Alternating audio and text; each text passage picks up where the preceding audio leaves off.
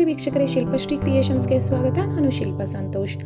ಇದೇ ಮೊದಲನೇ ಬಾರಿಗೆ ನಮ್ಮ ಚಾನಲ್ನ ನೋಡ್ತಾ ಇದ್ದರೆ ದಯವಿಟ್ಟು ಸಬ್ಸ್ಕ್ರೈಬ್ ಮಾಡ್ಕೊಳ್ಳಿ, ಹಾಗೂ ಪಕ್ಕದಲ್ಲಿ ಕಾಣೋ ಬೆಲ್ಲೈಕನ್ ಕೂಡ ಪ್ರೆಸ್ ಮಾಡ್ಕೊಳ್ಳಿ. ಆಗ ನಾನು ಹೊಸದಾಗಿ ಅಪ್ಲೋಡ್ ಮಾಡುವಂತಹ ವಿಡಿಯೋ ನೋಟಿಫಿಕೇಷನ್ಸು ನಿಮಗೆ ಮೊದಲು ಬಂದು ತಲುಪುತ್ತೆ. ಇವತ್ತು ನಾನೊಂದು ಡಬಲ್ ಸ್ಟೆಪ್ಪಲ್ಲಿ ಗ್ರ್ಯಾಂಡ್ ಬ್ರೈಡಲ್ ಕ್ರೋಶೆ ಕುಚ್ಚು ಡಿಸೈನ್ನ ತೋರಿಸ್ತಾ ಇದ್ದೀನಿ. ಸ್ಲ್ಯಾಂಟಿಂಗ್ ಆರ್ಚ್ ಡಿಸೈನು ವಿತ್ ಬೀಡ್ಸ್ಗಳನ್ನ ಬಳಸ್ಕೊಂಡು ಒಂದು ಸೂಪರ್ ಆಗಿರುವಂಥ ಈಸಿಯಾಗಿ ಗ್ರ್ಯಾಂಡಾಗಿ ಮಾಡ್ಕೋಬೋದಾದಂಥ ಒಂದು ಡಿಸೈನು. ಇದಕ್ಕೆ ನೀವು 650ಇಂದ 700-750ವರೆಗೂ ಕೂಡ ಚಾರ್ಜ್ ಮಾಡ್ಕೋಬೋದು. ಇದು ನಿಮ್ಮ ಪ್ಲೇಸಸ್ ಮೇಲೆ ಡಿಪೆಂಡ್ ಆಗಿರುತ್ತೆ, ಹೆಚ್ಚು ಕಡಿಮೆ ನೀವು ನೋಡಿ ಮಾಡ್ಕೊಳ್ಳಿ. ಈಗ ಹೇಗೆ ಮಾಡೋದು ಅನ್ನೋದನ್ನು ಶುರು ಮಾಡೋಣ ಬನ್ನಿ. ಈಗ ಇದಕ್ಕೆ ನಾನು ಏನೇನು ಐಟಮ್ಸ್ನ ಯೂಸ್ ಮಾಡ್ತಾಯಿದ್ದೀನಿ ಅನ್ನೋದನ್ನು ತೋರಿಸ್ತೀನಿ. 6 ಎಳೆ ದಾರ ಮತ್ತು ನಾನಿಲ್ಲಿ ಡ್ರಮ್ ಬೀಡು ಮೀಡಿಯಮ್ ಸೈಜ್ದ ಯೂಸ್ ಮಾಡ್ತಾಯಿದ್ದೀನಿ. ಅದ್ರ ಜೊತೆಗೆ ಸ್ಮಾಲ್ ರೌಂಡ್ ಬೀಡನ್ನ ಕೂಡ ಯೂಸ್ ಮಾಡ್ತಾಯಿದ್ದೀನಿ. ಇದಿಷ್ಟು ನಮಗೆ ಬೇಕಾಗಿರುವಂಥ ಮೆಟೀರಿಯಲ್ಸ್ಗಳು. ಇವಾಗ ಡಿಸೈನ್ ಹೇಗೆ ಮಾಡೋದು ಅಂತ ಶುರು ಮಾಡೋಣ ಬನ್ನಿ. ನೋಡಿ, ನಾನಿಲ್ಲಿ ದಾರದ ತುದಿಗೆ ಗಂಟಾಕಿ ಇಟ್ಕೊಂಡಿದ್ದೀನಿ. ದಾರನ ಲೆಫ್ಟ್ ಹ್ಯಾಂಡಿಂದ ಬ್ಯಾಲೆನ್ಸ್ ಮಾಡಿಕೊಂಡು ದಾರನ ಸೀರೆ ಹಿಂಭಾಗಕ್ಕೆ ಪ್ಲೇಸ್ ಮಾಡ್ಕೊಳ್ಳಿ. ಈ ರೀತಿ ಸೀರೆ ಹಿಂಭಾಗಕ್ಕೆ ದಾರನ ಇಟ್ಕೊಂಡು ನೀಡಲ್ ಸಹಾಯದಿಂದ, ನಾನು ಕ್ರೋಶಾ ನೀಡಲ್ ನಂಬರು 11 ಯೂಸ್ ಮಾಡೋದು, ಅದು ನಾನು ರೆಗ್ಯುಲರಾಗಿ ಅದೇ ನಂಬರ್ ಯೂಸ್ ಮಾಡೋದು. ನೀಡಲ್ ಸಹಾಯದಿಂದ ನೀಡಲ್ನ ಸೀರೆ ಮೇಲ್ಭಾಗದಿಂದ ಹಾಕಿ ದಾರನ ಎಳ್ಕೊಂಡು ಲಾಕ್ ಮಾಡಬೇಕು. ನಾನು ತೋರಿಸ್ತಾ ಇದ್ದೀನಲ್ಲ ಅದೇ ರೀತಿಯಲ್ಲಿ 2 ಬಾರಿ ಲಾಕ್ ಮಾಡ್ಕೊಳ್ಳಿ. ನಾನಿಲ್ಲಿ ಸ್ಯಾಂಪಲ್ ತೋರಿಸ್ತಾ ಇರೋದ್ರಿಂದ ನಾನು ದಾರದ ತುದಿಗೆ ಗಂಟಾಕಿ ಇಟ್ಕೊಂಡಿದ್ದೀನಿ, ಇಲ್ಲ ಅಂದರೆ ನಾನು ಸೀರೆಗೆ ಡೈರೆಕ್ಟಾಗಿ ಗಂಟಾಕೊಳ್ತೀನಿ. ಸೊ ಈ ರೀತಿ ಲಾಕ್ ಮಾಡಿದ ಮೇಲೆ 5 ಚೈನ್ಗಳನ್ನ ಹಾಕ್ಕೊಂಡು ಅದು ಎಲ್ಲಿಗೆ ಬರುತ್ತೆ ಅಂತ ನೋಡಿ ಕರೆಕ್ಟಾಗಿ ಅಲ್ಲಿಗೆ ಲಾಕ್ ಮಾಡ್ಕೊಳ್ಳಿ. ನೀಡಲ್ನ ಸ್ಟ್ರೈಟಾಗಿ ಇಟ್ಕೊಂಡು ಲಾಕ್ ಮಾಡ್ಕೊಳ್ಳಿ. ಲಾಕ್ ಮಾಡಿದಾದಮೇಲೆ ನಾವು ಬೀಡನ್ನ ತೊಗೊಂಡಿದ್ದೀವಲ್ಲ, ಆ ಬೀಡನ್ನ ಆ್ಯಡ್ ಮಾಡ್ಕೊಳ್ಳೋಣ. ನೀವು ಯಾವುದಾದ್ರೂ ಬೀಡನ್ನ ಯೂಸ್ ಮಾಡ್ಬೋದು. ಸ್ವಲ್ಪ ಉದ್ದ ಬೀಡ್ಗಳು ಬರುತ್ತಲ್ಲ, ಆ ಟೈಪ್ ಬೀಡ್ಗಳನ್ನ ಯೂಸ್ ಮಾಡಿ ಚೆನ್ನಾಗಿರುತ್ತೆ, ಅಥವಾ ಮೀಡಿಯಮ್ ಸೈಜ್ದು ರೌಂಡ್ ಬೀಡನ್ನ ಯೂಸ್ ಮಾಡ್ಬೋದು.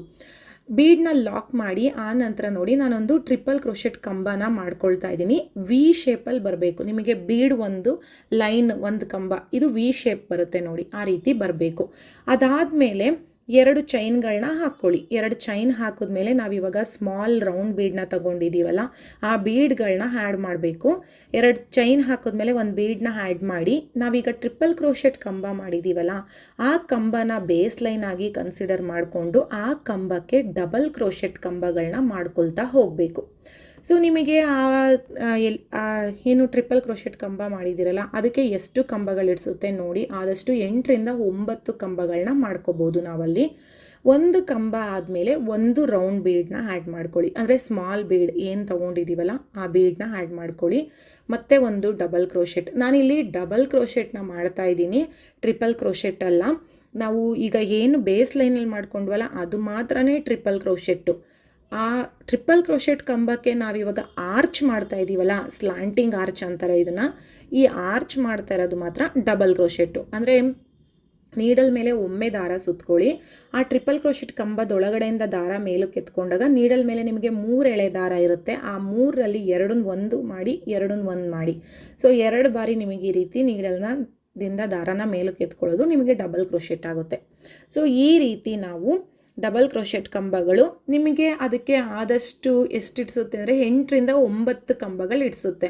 ಅದಕ್ಕಿಂತ ಜಾಸ್ತಿ ಹಾಕಕ್ಕೆ ಹೋಗಬೇಡಿ, ಯಾಕೆಂದರೆ ನಾವು ಬೀಡ್ಗಳನ್ನ ಕೂಡ ಯೂಸ್ ಮಾಡ್ತಾ ಇರೋದ್ರಿಂದ ಇಡಿಸುತ್ತೆ ಅಂದ್ಬಿಟ್ಟು ಹೆವಿಯಾಗಿ ನೀವು ಆ್ಯಡ್ ಮಾಡೋಕ್ಕೆ ಹೋದರೆ ಏನು ರಿಂಕಲ್ಸ್ ಥರ ನೀಟ್ ಫಿನಿಶಿಂಗ್ ಬರಲ್ಲ, ಆರ್ಚು ರಿಂಕಲ್ಸ್ ಟೈಪಲ್ಲಿ ಬಂದುಬಿಡುತ್ತೆ. ಸೊ ಹಾಗಾಗಿ ನಾನು ಹೇಳ್ತಾ ಇರೋದು 8ರಿಂದ 9 ಕಂಬಗಳನ್ನ ಮಾಡ್ಕೊಳ್ಳಿ. ನೋಡಿ, ನಾನು 8 ಬೀಡ್ಗಳನ್ನ ಆ್ಯಡ್ ಮಾಡ್ಕೊಂಡಿದ್ದೀನಿ. ಇವಾಗ 8 ಡಬಲ್ ಕ್ರೋಶೆಟ್ಸ್ನ ಮಾಡ್ಕೊಂಡ್ಮೇಲೆ ನೋಡಿ, ಈ ರೀತಿ ಸೀರೆಗೆ ಎಲ್ಲಿಗೆ ಬರುತ್ತೆ ಅಂತ ನೋಡ್ಕೊಳ್ಳಿ. ಅಂದರೆ ಒಂದು ಕಂಬ ಹಾಕಿದ್ರೆ ಜಾಗ ಎಲ್ಲಿಗೆ ಬರುತ್ತೆ ಅಂತ ನೋಡಿಕೊಂಡು ಅಲ್ಲಿಗೆ ಲಾಕ್ ಮಾಡಿ. ಅಂದರೆ ಒಂದು 3 ಚೈನ್ ಹಾಕಿದ್ರೆ ಎಷ್ಟು ಸ್ಪೇಸ್ ಬರುತ್ತೆ ಅಷ್ಟು ಸ್ಪೇಸ್ ತಗೊಳುತ್ತೆ. ಅಲ್ಲಿಗೆ ಸೀರೆಗೆ ಲಾಕ್ ಮಾಡಿದ್ಮೇಲೆ ಇವಾಗ ನಾನಿಲ್ಲಿ 9 ಚೈನ್ಗಳನ್ನ ಹಾಕ್ಕೊಳ್ತಾ ಇದ್ದೀನಿ. 9 ಚೈನ್ಗಳನ್ನ ಹಾಕ್ಕೊಳ್ಳಿ. 9 ಚೈನ್ ಹಾಕಿದ್ಮೇಲೆ ನೋಡಿ, ಈ ರೀತಿ ಸೀರೆನ ಸ್ವಲ್ಪ ಉಲ್ಟಾ ಮಾಡ್ಕೊಳ್ಳಿ. ಸ್ವಲ್ಪ ಸೀರೆನ ಉಲ್ಟಾ ಮಾಡ್ಕೋಬೇಕು. 9 ಚೈನ್ಗಳನ್ನ ಹಾಕ್ಕೊಂಡ್ಮೇಲೆ ಸೀರೆನ ಉಲ್ಟಾ ಮಾಡಿಕೊಂಡು ನಾವಿವಾಗ ಲೆಫ್ಟ್ ಸೈಡಿಂದ 2 ಬೀಡನ್ನ ಬಿಟ್ಬಿಡೋಣ. 2 ಬೀಡನ್ನ ಬಿಟ್ಟ ಮೇಲೆ 2 ಮತ್ತು 3ನೇ ಬೀಡ್ ಮಧ್ಯಕ್ಕೆ ಇದನ್ನು ಲಾಕ್ ಮಾಡ್ಕೊಳ್ಳಿ. 2 ಬೀಡು ನಿಮಗೆ ಲೆಫ್ಟಲ್ಲಿ 2 ಬೀಡನ್ನ ಬಿಟ್ಬಿಡಬೇಕು. 2 ಮತ್ತು 3ನೇ ಬೀಡ್ ಮಧ್ಯದಲ್ಲಿ ಲಾಕ್ನ ಮಾಡ್ಕೊಳ್ಳಿ. ಲಾಕ್ ಮಾಡಿದ್ಮೇಲೆ ನೋಡಿ, 2 ಚೈನ್ಗಳನ್ನ ಹಾಕ್ಕೊಳ್ಳಿ.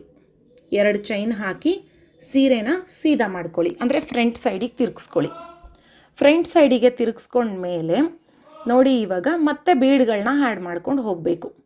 ಸ್ಮಾಲ್ ರೌಂಡ್ ಬೀಡನ್ನ ತೊಗೊಂಡಿದ್ದೀವಲ್ಲ, ಆ ಬೀಡನ್ನ ಆ್ಯಡ್ ಮಾಡ್ಕೊಳ್ತಾ ಹೋಗೋಣ.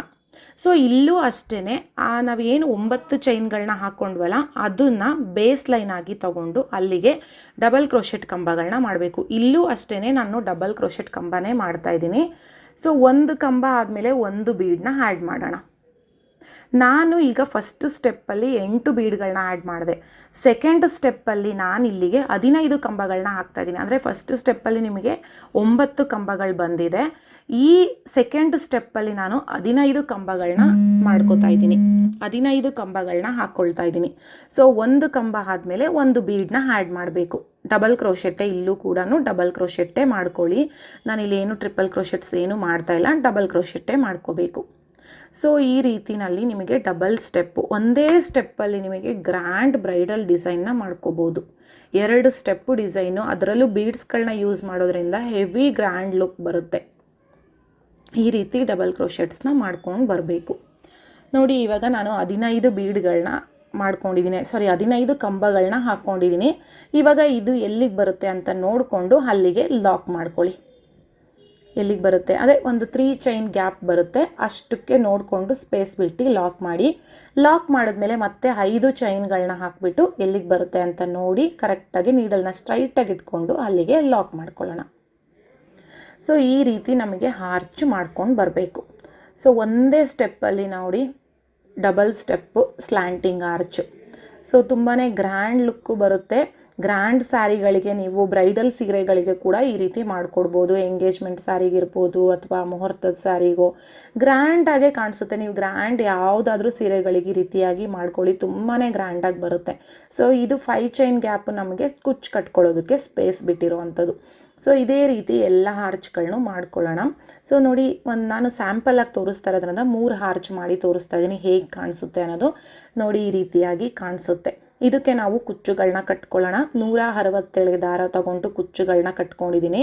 ಮತ್ತು ನೋಡಿ, ಇದು ಡಬಲ್ ಸ್ಟೆಪ್ಪು ಲೆಂತ್ ಇತ್ತು ಆರ್ಚು, ಹಾಗಾಗಿ ನಾವು ನಾರ್ಮಲ್ ಕುಚ್ಚನ್ನು ಕಟ್ಟರೆ ಚೆನ್ನಾಗಿರಲ್ಲ. ಹಾಗಾಗಿ ಮಧ್ಯದಲ್ಲಿ ಒಂದು ಬೀಡನ್ನ ಆ್ಯಡ್ ಮಾಡಿ ನಾನು ಕುಚ್ಚನ್ನು ಕಟ್ಕೊಂಡಿದ್ದೀನಿ. ಈ ಡಿಸೈನ್ಗೆ ಈ ರೀತಿ ಕುಚ್ಚನ್ನೇ ಕಟ್ಕೊಳ್ಳಿ, ಆವಾಗಲೇ ಚೆನ್ನಾಗಿ ಕಾಣೋದು. ನೀವು ಅಷ್ಟುದ್ದನೂ ನಾರ್ಮಲ್ ಕುಚ್ಚು ಕಟ್ಕೊಂಡ್ರಿ ಅಂದರೆ ಕುಚ್ಚುಗಳು ಕೂಡ ಫೋಲ್ಡ್ ಆಗುತ್ತೆ, ಚೆನ್ನಾಗೂ ಕಾಣಿಸಲ್ಲ. ಹಾಗಾಗಿ ನಾನು ಹೇಳ್ತಾ ಇರೋದು, ಒಂದು ಬೀಡನ್ನ ಆ್ಯಡ್ ಮಾಡಿ ಕುಚ್ಚನ್ನ ಕಟ್ಕೊಂಡ್ರೆ ಆ ಲೆಂತಿಗೂ ಆ ಬೀಡ್ ಆರ್ಚಿಗೂ ಸೂಪರಾಗಿ ಕಾಣಿಸುತ್ತೆ. ಸೊ ಫೈನಲ್ ಲುಕ್ಕು ನಿಮಗೆ ಈ ರೀತಿಯಾಗಿ ಬಂದಿದೆ. ಸೊ ನಿಮಗೆಲ್ಲ ಈ ಡಿಸೈನು ಇಷ್ಟ ಆಗಿದೆ ಅಂದ್ಕೊಳ್ತೀನಿ. ಇಷ್ಟ ಆಗಿದರೆ ದಯವಿಟ್ಟು ಲೈಕ್ ಮಾಡಿ, ಹಾಗೂ ಆದಷ್ಟು ನಿಮ್ಮ ಫ್ಯಾಮಿಲಿ ಫ್ರೆಂಡ್ಸ್ ಜೊತೆಗೆ ಶೇರ್ ಮಾಡಿ, ಮತ್ತು ಡಿಸೈನ್ ಹೇಗಿತ್ತಂತ ಕಮೆಂಟ್ ಮಾಡಿ. ಇದೇ ಮೊದಲನೇ ಬಾರಿಗೆ ನಮ್ಮ ಚಾನಲ್ನ ನೋಡ್ತಾ ಇದ್ದರೆ ದಯವಿಟ್ಟು ಸಬ್ಸ್ಕ್ರೈಬ್ ಮಾಡ್ಕೊಳ್ಳಿ, ಹಾಗೂ ಪಕ್ಕದಲ್ಲಿ ಕಾಣೋ ಬೆಲ್ ಐಕಾನ್ ಕೂಡ ಪ್ರೆಸ್ ಮಾಡ್ಕೊಳ್ಳಿ. ಹಾಗೂ ಈ ವಿಡಿಯೋ ನೋಡಿದ್ದಕ್ಕಾಗಿ ತುಂಬ ಧನ್ಯವಾದಗಳು.